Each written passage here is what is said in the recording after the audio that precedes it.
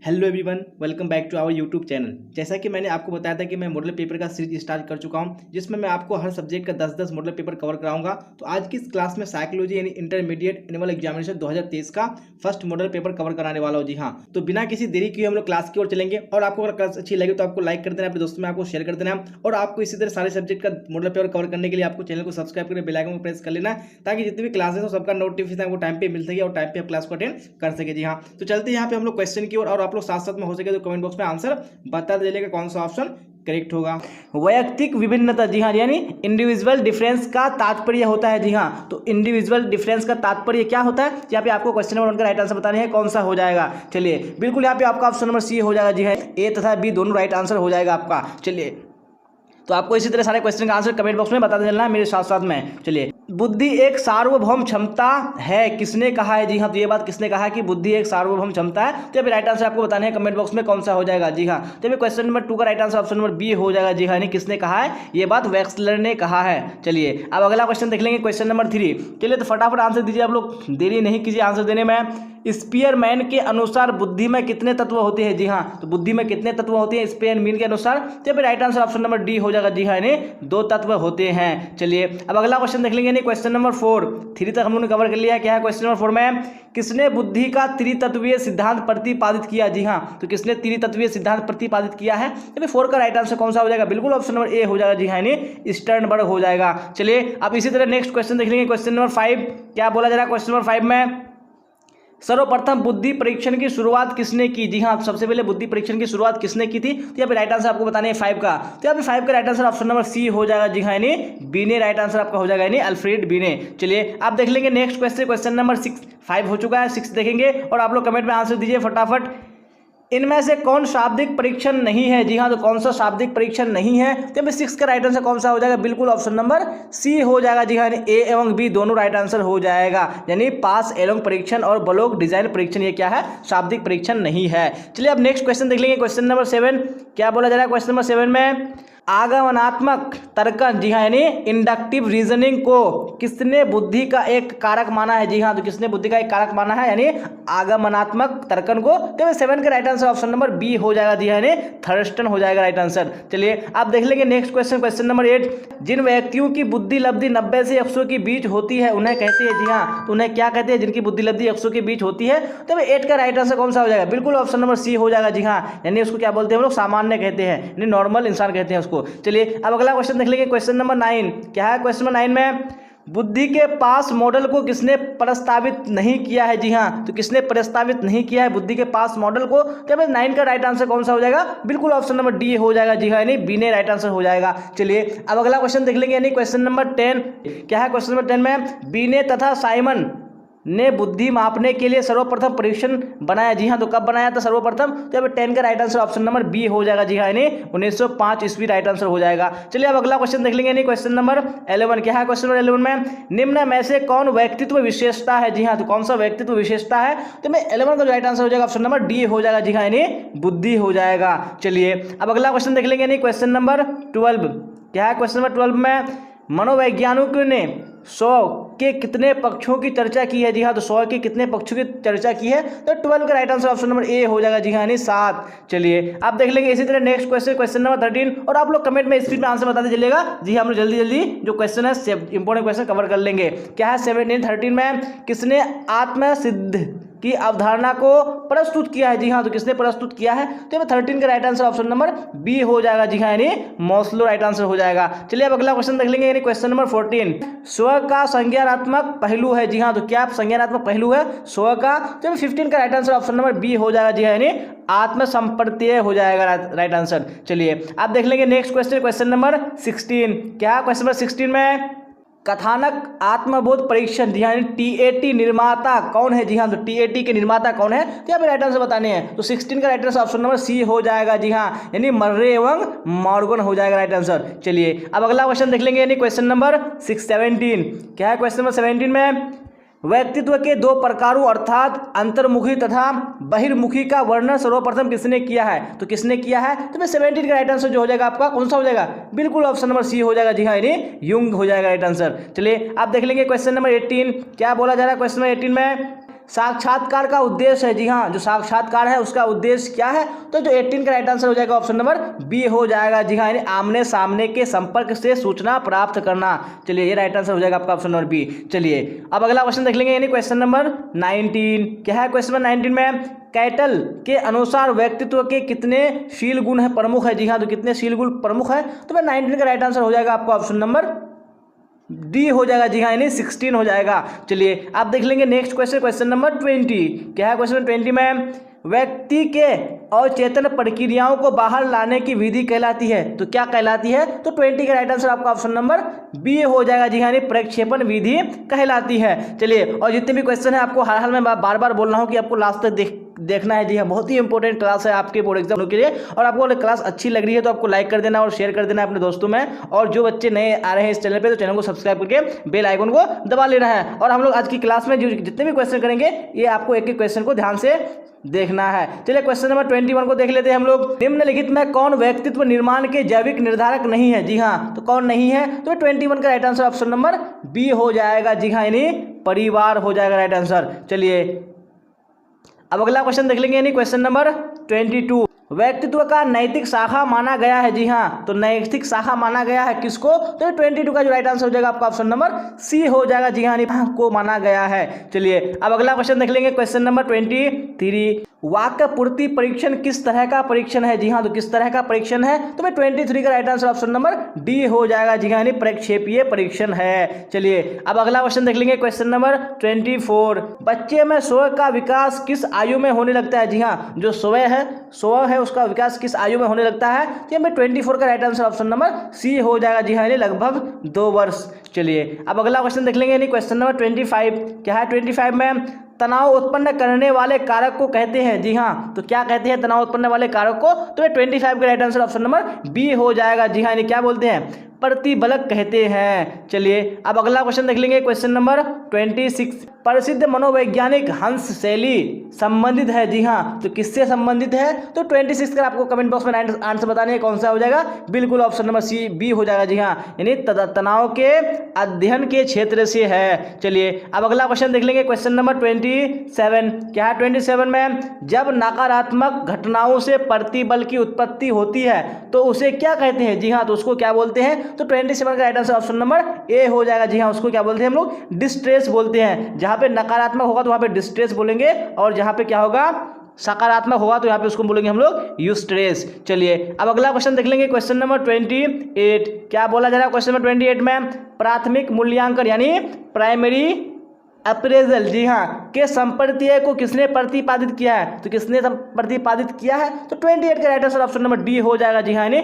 Lazarus ने किया है। चलिए आप देख लेंगे इसी तरह नेक्स्ट क्वेश्चन, क्वेश्चन नंबर 29। किसके अनुसार अप्रबंधित कार्य यानी अनमैनेज्ड वर्क तनाव उत्पन्न करता है, जी हाँ, तो किसके अनुसार, तो 29 का right answer option number B हो जाएगा, जी हाँ, यानी राइस के अनुसार हो जाएगा। चलिए आप देख लेंगे नेक्स्ट क्वेश्चन, क्वेश्चन नंबर 30। निम्नलिखित में कौन प्रतिबल का एक स्रोत नहीं है, तो कौन सा एक स्रोत नहीं है प्रतिबल का, तो 30 का राइट आंसर आपका ऑप्शन नंबर ए हो जाएगा, जी हाँ, यानी पारिवारिक सहयोग या क्या है, प्रतिबल का एक स्रोत नहीं है। चलिए अब नेक्स्ट क्वेश्चन देख लेंगे, क्वेश्चन नंबर 31। क्या 31 में? स्ट्रेस शब्द की उत्पत्ति किस भाषा से हुई है, तो कौन से भाषा से हुई है स्ट्रेस शब्द की उत्पत्ति, तो 31 का right answer option number C हो जाएगा, जी हाँ, यानी लैटिन भाषा से हुई है। क्या है 33 में? निम्नलिखित में किसने प्रतिबल एवं स्वास्थ्य के संबंध पर बल दिया है, तो किसने स्वास्थ्य और प्रतिबल के संबंध पर बल दिया है, तो 33 का right answer option number D हो जाएगा, जी हाँ, यानी सेली हो जाएगा। चलिए अब अगला क्वेश्चन देख लेंगे, क्वेश्चन नंबर 34।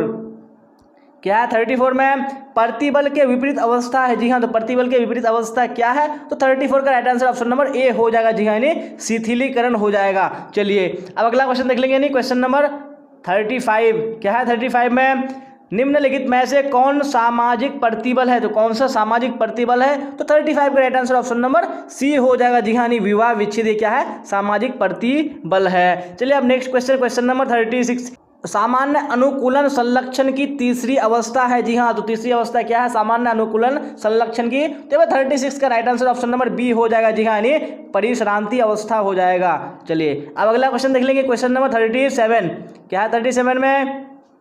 विश्व स्वास्थ्य संगठन यानी WHO द्वारा मानसिक बीमारी के वर्गीकरण की पद्धति है। जी हाँ, तो वर्गीकरण की पद्धति क्या है? तो ये 37 का right answer option number B हो जाएगा। जी हाँ, यानी ICD। चलिए अब अगला क्वेश्चन देख लेंगे, क्वेश्चन नंबर 38। असामान्य व्यवहार से संबंधित नहीं है। जी हाँ, तो कौन असामान्य व्यवहार से संबंधित नहीं है? तो 38 का right answer option number D हो जाएगा। जी हाँ, यानी याददाश्त का कमजोर होना हो जाएगा। चलिए अब अगला क्वेश्चन देख लेंगे, क्वेश्चन नंबर 39। क्या है 39 में? किसके अनुसार बच्चे असामाजिक व्यवहार क्लासिकी अनुकूलन से सीखते हैं? जी हाँ, तो किसके अनुसार? यहाँ पे 39 का राइट आंसर आपका ऑप्शन नंबर सी हो जाएगा। जी हाँ, यानी बेंडूरा के अनुसार हो जाएगा। चलिए अब अगला क्वेश्चन देख लेंगे, क्वेश्चन नंबर 40। क्या बोला जा रहा है क्वेश्चन नंबर 40 में? निम्नलिखित में कौन मानसिक विकृति है? जी हाँ, तो कौन सा मानसिक विकृति है? तो मैं 40 का राइट आंसर कौन सा हो जाएगा? बिल्कुल आंसर दिए, बिल्कुल सबका भी आ रहा है, यानी द्विध्रुवीय विकार। चलिए अब अगला क्वेश्चन देख लेंगे, क्वेश्चन नंबर 41। क्या है 41 में? डिमनेशिया प्राकॉक्स। जी हाँ, डिमनेशिया प्राकॉक्स का दूसरा नाम क्या है? तो क्या नाम है? तो यानी आपको राइट आंसर बताने कौन सा ऑप्शन होगा? 20 यानी 41 का। तो 41 का right answer option number B हो जाएगा। जी हाँ, यानी मनोविदालिता हो जाएगा राइट आंसर। चलिए अब अगला क्वेश्चन देख लेंगे हम लोग, यानी क्वेश्चन नंबर 42। इनमें कौन असामान्यता के जैविकीय कारण नहीं है? जी हाँ, तो कौन असामान्यता के जैविकीय कारण नहीं है? तो 42 का राइट आंसर कौन सा हो जाएगा? बिल्कुल ऑप्शन नंबर डी हो जाएगा। जी हाँ, यानी आरंभिक वंचन हो जाएगा। चलिए अब अगला क्वेश्चन देख लेंगे, यानी क्वेश्चन नंबर 43। क्या बोला जा रहा है क्वेश्चन नंबर 43 में? एनोरेक्सिया नर्वोसा विकार में रोगी को, जी हाँ, जो एनोरेक्सिया नर्वोसा विकार है उसमें रोगी को क्या होती है? यानी प्यास अधिक लगती है या भूख अधिक लगती है या भूख कम लगती है, प्यास कम लगती है? तो 43 का right answer option number C हो जाएगा। जी हाँ, यानी भूख कम लगती है। चलिए अब अगला क्वेश्चन देख लेंगे, क्वेश्चन नंबर 44। क्या है 44 में? श्रव्य विभ्रम मुख्य रूप से किस विकृति में मिलता है? जी हाँ, तो किस विकृति में मिलता है? तो 44 का right answer option number B हो जाएगा। जी हाँ, यानी मनोविदालिता में मिलता है। चलिए अब अगला क्वेश्चन देख लेंगे, यानी क्वेश्चन नंबर 45। क्या है 45 में? क्रिया विशेष की पुनरावृत्ति है। जी हाँ, तो क्रिया विशेष की पुनरावृत्ति क्या है? तो 45 का जो राइट आंसर हो जाएगा आपका ऑप्शन नंबर सी हो जाएगा। जी हाँ, यानी मनोग्रसित बाध्यता हो जाएगा। चलिए अब इसी तरह अगला क्वेश्चन देख लेंगे, क्वेश्चन नंबर 46। क्या बोला जा रहा है 46 में? LSD निम्नांकित में किस वर्ग की औषधि है? जी हाँ, तो किस वर्ग की औषधि है? तो बस 46 का जो राइट आंसर हो जाएगा आपका ऑप्शन नंबर ए हो जाएगा। जी हाँ, यानी विभ्रमोत्पादक हो जाएगा राइट आंसर। चलिए अब अगला क्वेश्चन देख लेंगे, यानी क्वेश्चन नंबर 47। क्या है 47 में? डोपामाइन की अधिकता से व्यक्ति में किस रोग के उत्पन्न होने की संभावना तीव्र हो जाती है? जी हाँ, तो किस रोग हो जाए, किस रोग की? तो भाई 47 का right answer option number D हो जाएगा। जी हाँ, यानी मनोविदालिता की। चलिए अब अगला क्वेश्चन देख लेंगे, क्वेश्चन नंबर 48। क्या है 48 में? एक ध्रुवीय विषाद का दूसरा नाम क्या है? जी हाँ, तो एक ध्रुवीय विषाद का दूसरा नाम क्या है? तो 48 का राइट आंसर आपका ऑप्शन नंबर बी हो जाएगा। जी हाँ, यानी विषादी मनोविकृति हो जाएगा। चलिए अब अगला क्वेश्चन देख लेंगे, क्वेश्चन नंबर 49। व्यवहार चिकित्सा आधारित होता है। जी हाँ, तो व्यवहार चिकित्सा आधारित होता है, तो किस पर आधारित होता है? तो 49 के right answer option number C हो जाएगा। जी हाँ, यानी सीखने के सिद्धांतों पर आधारित होता है। चलिए अब अगला क्वेश्चन देख लेंगे, क्वेश्चन नंबर 50। क्या है 50 में? निम्नलिखित में कौन सा कथन सही है? तो कौन सा कथन सही है निम्नलिखित में? तो 50 का right answer option number C हो जाएगा। जी हाँ, यानी ए तथा बी दोनों कथन क्या है? सही है। चलिए अगला क्वेश्चन देख लेंगे, क्वेश्चन नंबर 51। क्या है क्वेश्चन नंबर 51 में?